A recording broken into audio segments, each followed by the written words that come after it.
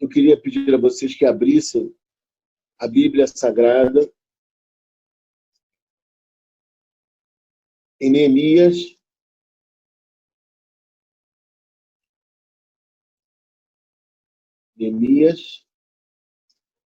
deixa aberto no livro, eu vou dizer o capítulo já, porque nós iremos passar por alguns versículos, mas eu queria inicialmente dizer a vocês que nós temos pensado ultimamente em homens e mulheres preparados para um tempo como o nosso tempo. Pessoas que realmente estejam imbuídas de bons propósitos, com suas potencialidades espirituais bem desenvolvidas, para trabalhar para Deus e para o mundo. O mundo carece, precisa bastante de Deus nesses dias, né? E nós falamos na última semana, nós falamos sobre as características desse homem chamado Neemias. E a partir dele eu quero pensar predicados, valores, qualidades que devem existir em mim e também em vocês. E coisas que nós recitamos, falamos, comentamos na última semana, é que uma das características de Neemias era a sensibilidade. Nós, quando pensamos em liderança, nós pensamos em líderes, aquelas pessoas que mandam apenas, que estão preocupadas mais consigo do que preocupadas com o próximo. Mas Neemias, ele é para nós um referencial de uma liderança que seja servidora, uma liderança que não se serve do poder, mas uma liderança que está disposta a servir as pessoas. Então, nós vemos sensibilidade na parte de Neemias, quando ele percebe que a penúria era grande lá em Jerusalém, e ele se sensibiliza ao tomar conhecimento de como estava a cidade, como estavam aqueles que ficaram em Jerusalém.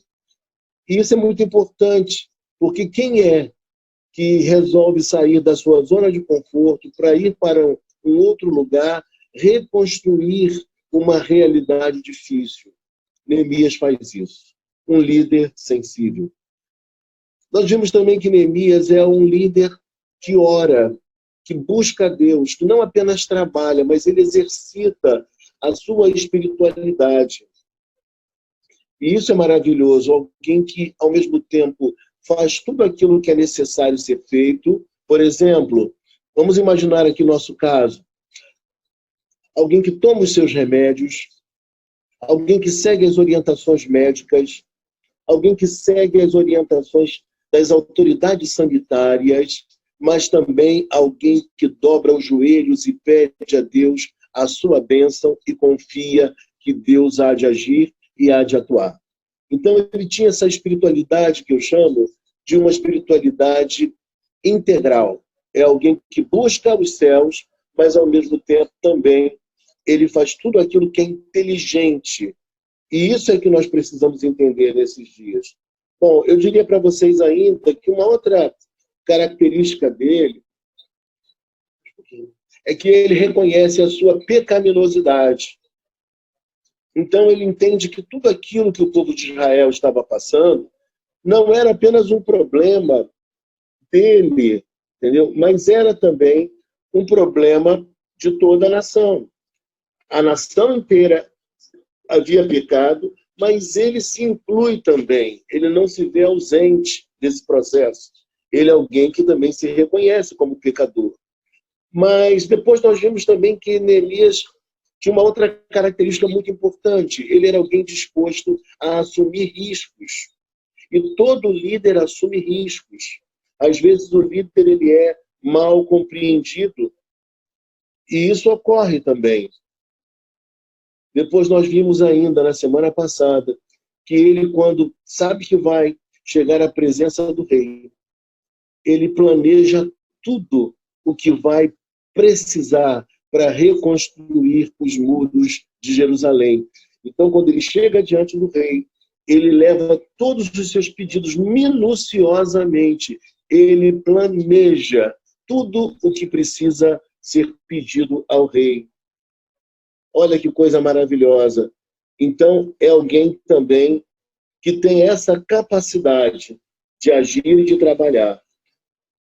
Quando nós chegamos depois em Neemias capítulo 2, versículo 10, nós vimos também que ele é alguém que sabe lidar com a oposição.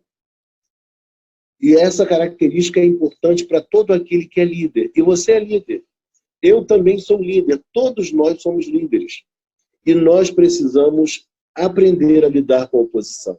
Se você chega em algum lugar, numa empresa, você é novo contratado, você vai perceber que existirão momentos de oposição ali dentro.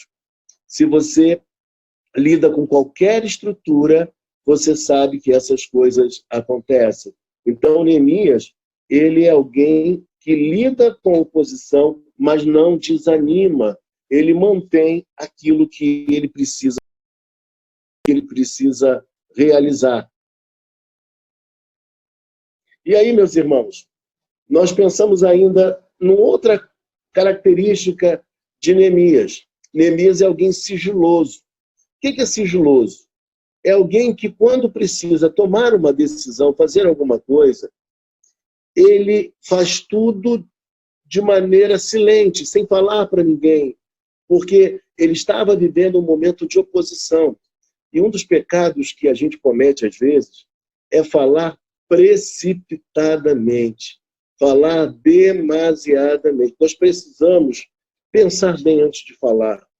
Nós precisamos ter muito cuidado, porque quando as pessoas que não gostam de nós, que estão contra nós, elas descobrem aquilo que nós pensamos em fazer, ou elas minam as nossas forças falando negativamente, ou até mesmo se antecipam a nós, fazendo alguma coisa contrária para nos atrapalhar, para nos prejudicar.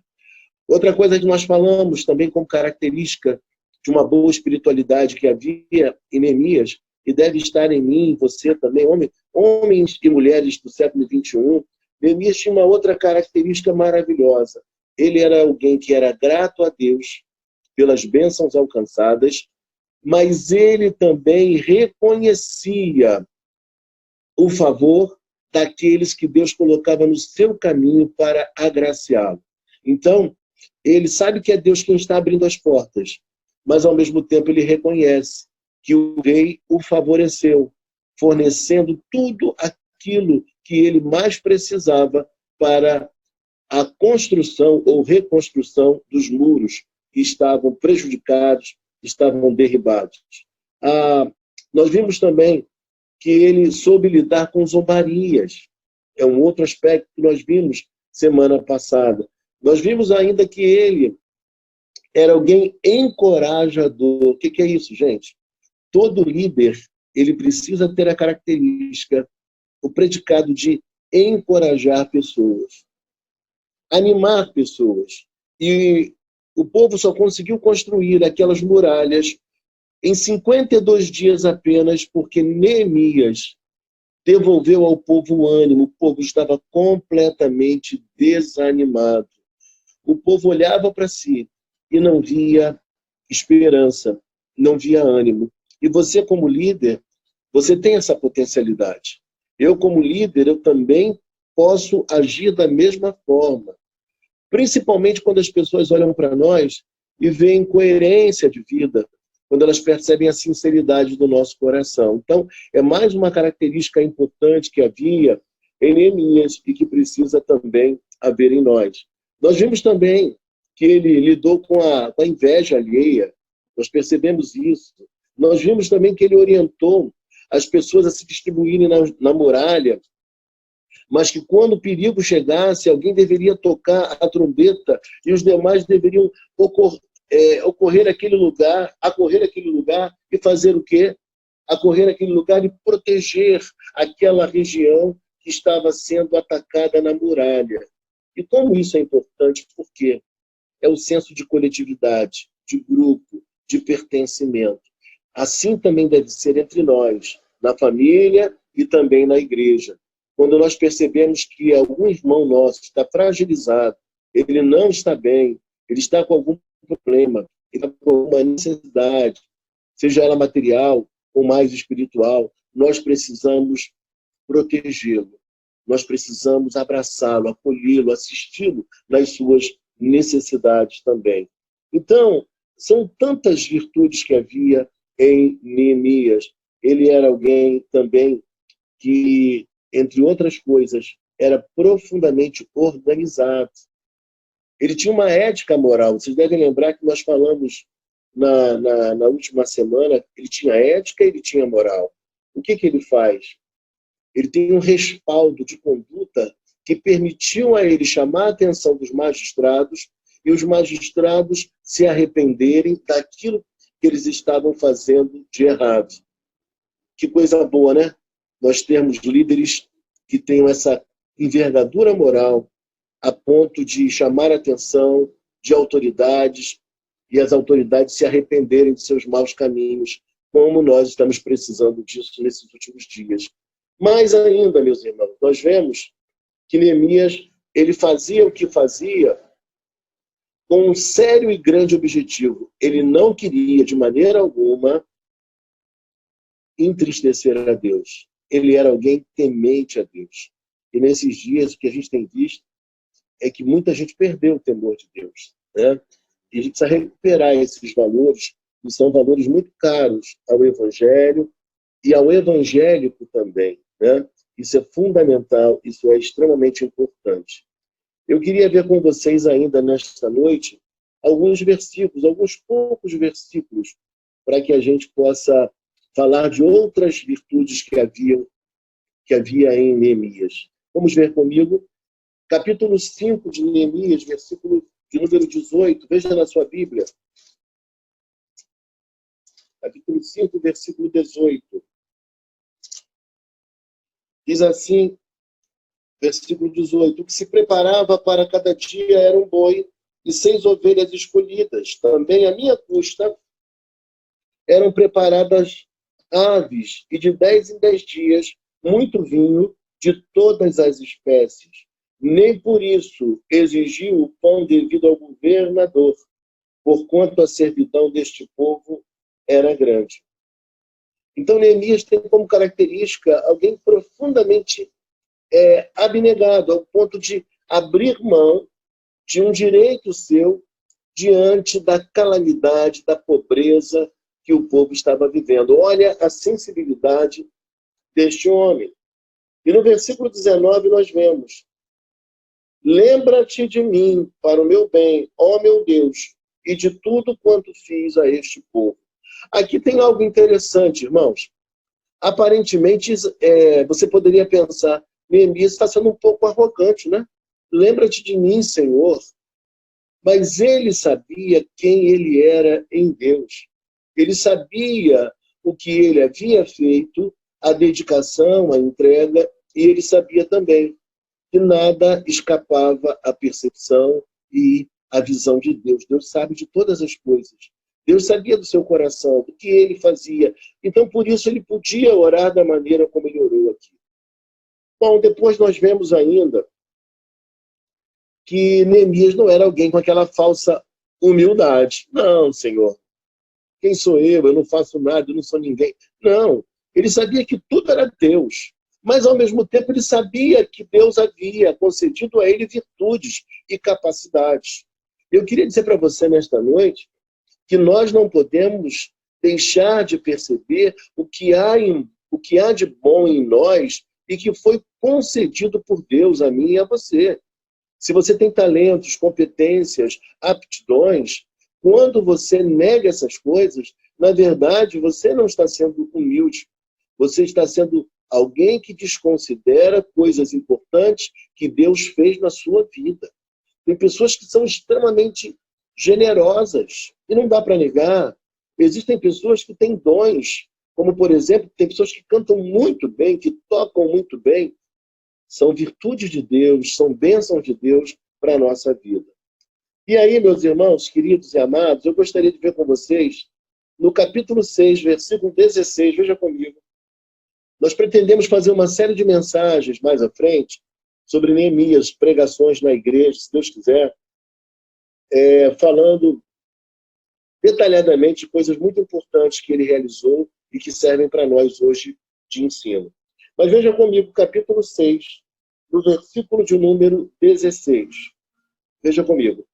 Sucedeu que, ouvindo todos os nossos inimigos, temeram todos os gentios, nossos circunvizinhos, e decaíram muito no seu próprio conceito, porque reconheceram que, por intervenção do nosso Deus, é que fizemos esta obra.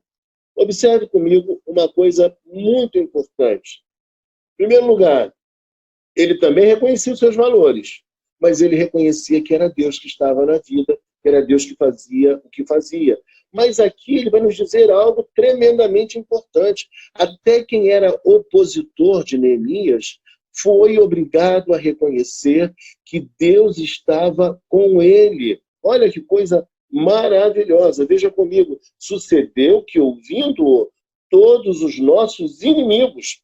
E que coisa maravilhosa, quando até os nossos inimigos são obrigados a reconhecer que Deus está na nossa vida, que Deus está agindo, porque é Ele quem faz grandes coisas e que surpreende a muita gente. E diz assim: temeram todos os gentios, nossos circunvizinhos, e decaíram muito no seu próprio conceito. Isso quer dizer? A autoestima deles foi lá embaixo, daqueles que eram opositores de Neemias, aqueles que não queriam o bem do povo. Essas pessoas perderam emocionalmente a força e tiveram que reconhecer, porque reconheceram que por intervenção de nosso Deus é que fizemos esta obra.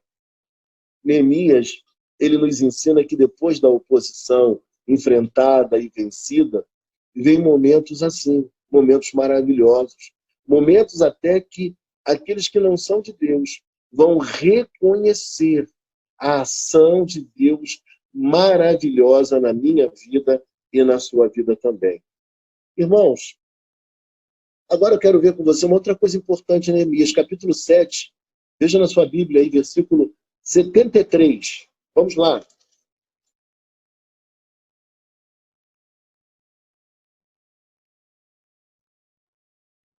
Eu vou ler do versículo 70 até o 73, tá? Para ficar melhor a nossa explanação.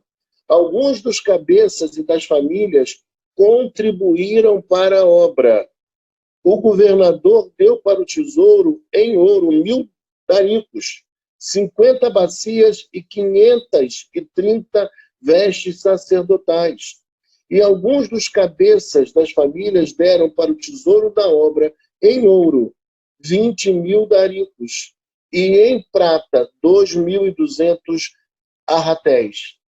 O que deu o restante do povo foi em ouro 20.000 daricos e 2.000 arretéis em prata e 67 vestes sacerdotais.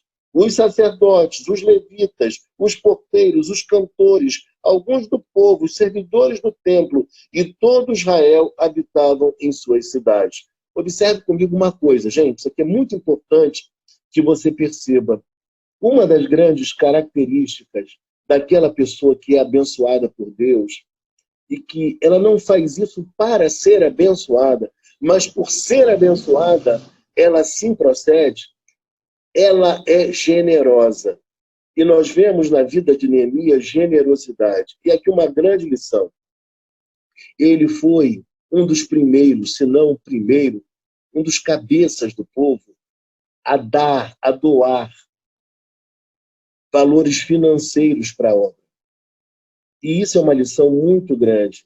O homem que é líder, ele é comprometido com a obra, dá. E depois que ele dá, as demais pessoas também dão.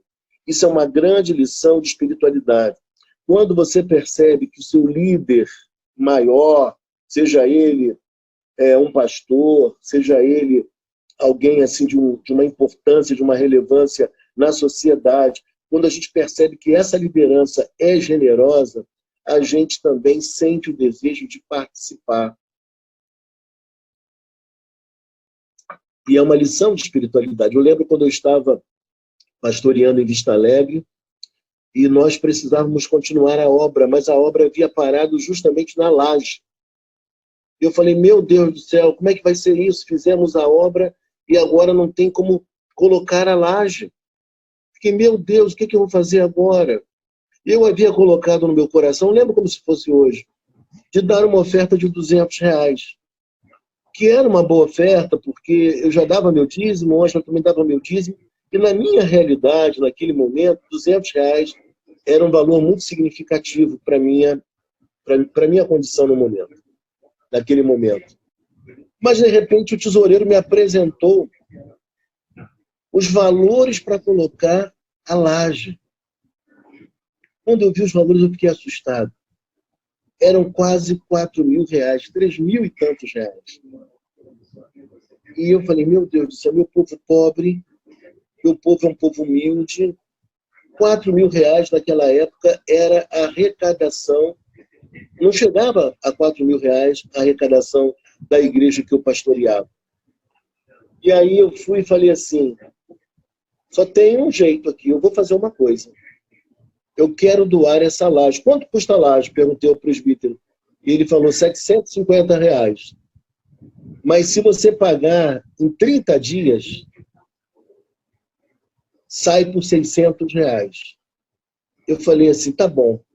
Conversei com minha mulher, que eu não podia tomar essa decisão sozinho. E eu falei assim, eu vou dar 2 cheques. Um para agora e um para daqui a 30 dias. E falei com minha mulher. E a mulher falou assim para mim, mas a gente pode? Foi a pergunta que ela me fez. Eu falei para ela, poder a gente não? Gente, não pode. Mas o que foi que a gente fez até hoje, desde que a gente está namorando e se casou, que a gente podia fazer? A gente nunca pôde fazer nada, mas fizemos. Deus esteve conosco e nós conseguimos fazer. E aí eu fui, numa manhã, na igreja, falei assim, irmãos, eu estou colocando hoje no gasofilácio aqui, nesta manhã, logo após a escola dominical, 2 cheques. Um de R$ 300 para agora, e um de R$ 300 para daqui a um mês. E aí, quando eu fiz isso, uma irmã que era mais pentecostal, né? Ela lá atrás falou assim, glória a Deus! Deu aquele glória a Deus assim maravilhoso, né? E aí eu vim para casa, desci para casa, mais 6 conduções para voltar para casa, para almoçar e voltar à noite. Quando eu chego à noite na igreja, eu vejo um burburinho, uma movimentação muito, muito estranha, muito diferente.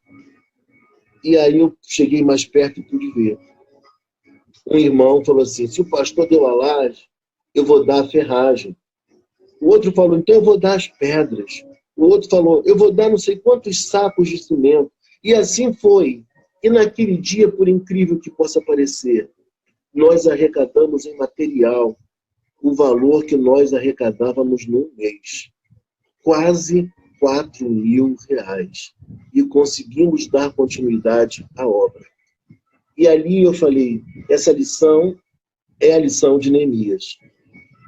Quando você está encabeçando uma obra, quando você é um líder, você se sente participante daquele movimento, daquela obra, você acredita no que está sendo feito, você precisa fazer alguma coisa efetiva. É uma realidade presente na vida daqueles que são generosos, que são crentes de verdade. Ele tem um comprometimento com a causa.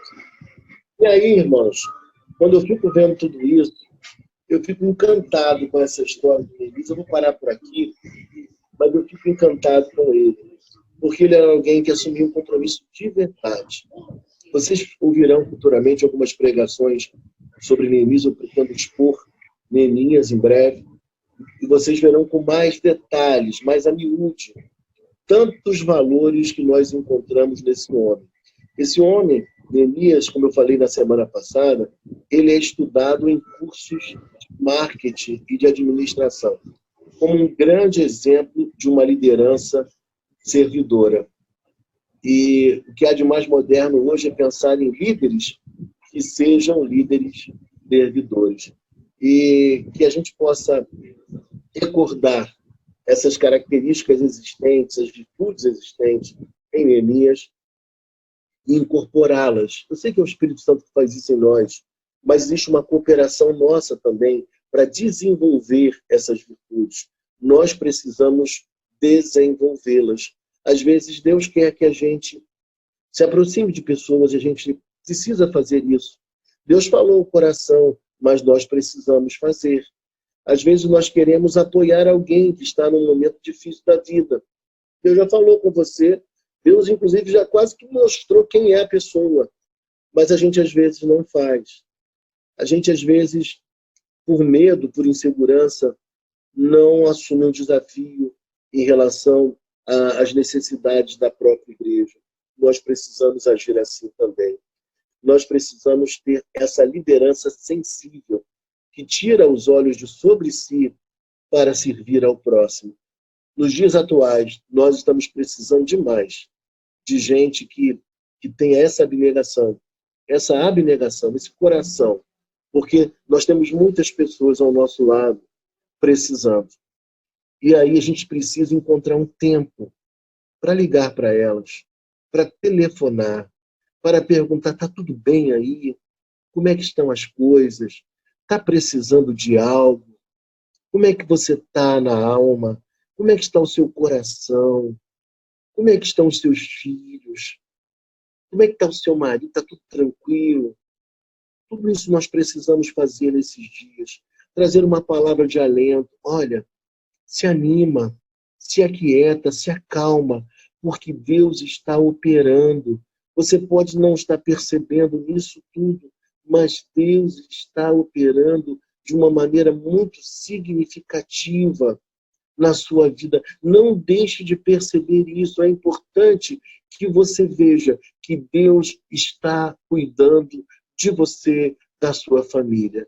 Eu falava para a minha mulher, hoje, antes de nós virmos para o culto online, eu falava para ela assim, meu Deus, como às vezes nós precisamos, que a gente não consegue ver, né? A gente precisa de alguém de fora, de um amigo, de uma amiga, alguém que diga assim, olha, as coisas não estão tão ruins assim, não. Elas estão difíceis, mas não estão tão ruins assim, não. Tenha ânimo, encontre criatividade para superar esse momento. Creia no Deus, que é o Deus da sua vida. Eu dizia para ela, às vezes a gente não consegue ver, né?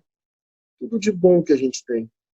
A gente tem um lar, a gente tem amigos, a gente tem parentes, familiares, que com todos os seus defeitos, eu tenho certeza que quando um problema vem, quando uma dor vier, eu tenho certeza que eles serão os primeiros a se apresentarem e a nos acudir. É assim que acontece.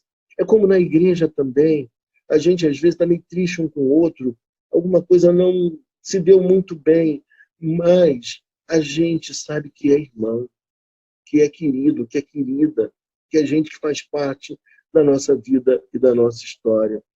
E nós precisamos de liderança, sim, para o século XXI. A gente não sabe como vai ser esse século, a gente não tem noção, mas a gente sabe que 2020 já tem sido um ano muito complexo para nós. Mas Deus está trabalhando dentro de cada um de nós virtudes para que elas ainda sejam mais exuberantes. Virtudes como, por exemplo, a capacidade de se reinventar, a capacidade de ser criativo diante de um quadro que se apresenta difícil. Diante de uma redução salarial, encontrar algo a fazer para suprir as necessidades da família. Talvez ligar para clientes antigos que há muito tempo você não tem contato. Num tempo bom, as pessoas te procuram voluntariamente porque tem uma necessidade.